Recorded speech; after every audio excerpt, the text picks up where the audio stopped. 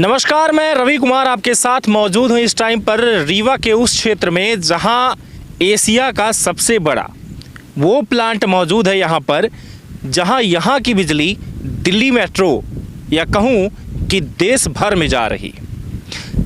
मैं आपको बताना चाहूँगा कि इस टाइम पर जो प्लांट है वो है हमारे रीवा में, सीधी ज़िले के पड़ोस में। रीवा एक ऐसा क्षेत्र जहाँ पर काफ़ी ढेर सारा आपको सिर्फ यहाँ पर सौर ऊर्जा प्लांट देखने को मिलेगा, जहाँ पर ढेर सारे मात्रा में स्टोर किया जाता है सौर ऊर्जा से लाइट जो उत्पन्न की जाती है। मैं इस टाइम पर यहाँ मौजूद हूँ और सबसे बड़ी चीज़ें ये देखने को मिल पा रही मेरे साथ यहाँ, जो आप देखेंगे कि इतना बड़ा प्लांट है यहाँ पर कि लगभग दूर दूर तक जहाँ तक आपकी नज़रें जाएंगी सिर्फ यहाँ पर वही प्लांट का जो है सीट ही नज़र आएंगी।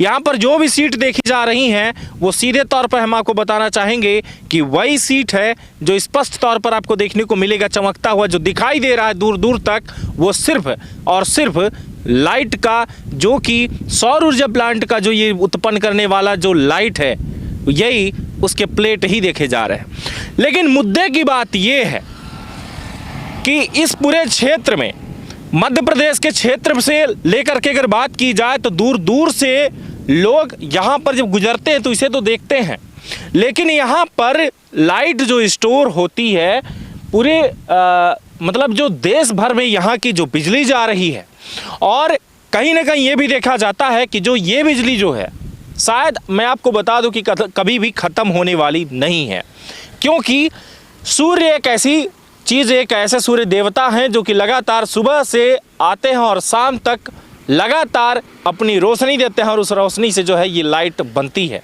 लेकिन सवाल ये है कि इस क्षेत्र में तो है, लेकिन क्या रोज़गार भी यहाँ है?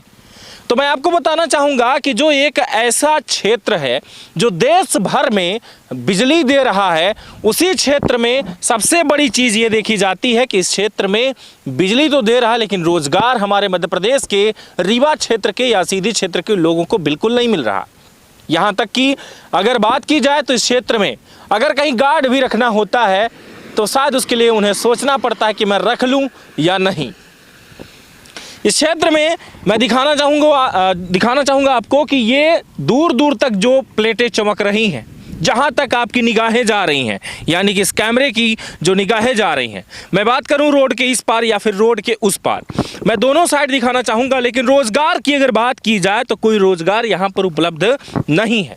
यहाँ से लगभग मैं आपको बताना चाहूँगा कि देश विदेश भर के लोगों का आना जाना होता है, लेकिन यहाँ पर जो है स्पष्ट तौर पर मैं आपको बताना चाहूँगा पूरे मामले पर अगर देखा जाए तो यहाँ वो चीज़ें जो हम बात कर रहे हैं रोज़गार की, रोज़गार यहाँ नहीं मिल सकता और ना ही यहाँ पर मिलता है। दूर दूर तक लगभग मैं आपको बता दूं कि यहाँ पर किलोमीटर से भी ज़्यादा, यानी कि अगर जहाँ तक मेरी निगाहें जा रही हैं सीधी तौर पर मैं आपको बता दूं कि हर जगह सिर्फ प्लेट ही प्लेट लगे हुए हैं, लेकिन रोज़गार नहीं मिल रहा। क्या रोज़गार इन्हें नहीं देना चाहिए? क्या ये हमारी भूमि को उपयोग में ला सकते हैं? क्या ऐसा नहीं हो सकता कि सरकार के द्वारा अगर भूमि दी जा रही है तो रोज़गार भी यहाँ के लोगों को दिया जाए? सवाल तो कई हैं, लेकिन यहाँ पर सिर्फ सरकार लाइट उत्पन्न करके दे सकती है देश भर में, लेकिन रोज़गार नहीं दे सकती। इसी रोज़गार की लड़ाई चलती है, यही रोज़गार लोग लगातार इस रोज़गार के लिए लड़ाई करते नज़र आते हैं, धरना प्रदर्शन करते हैं, मारपीट करते हैं, यहाँ तक कि सरकार का जुलूस निकालते हैं, शिवराज सिंह का पुतला जलाते हैं।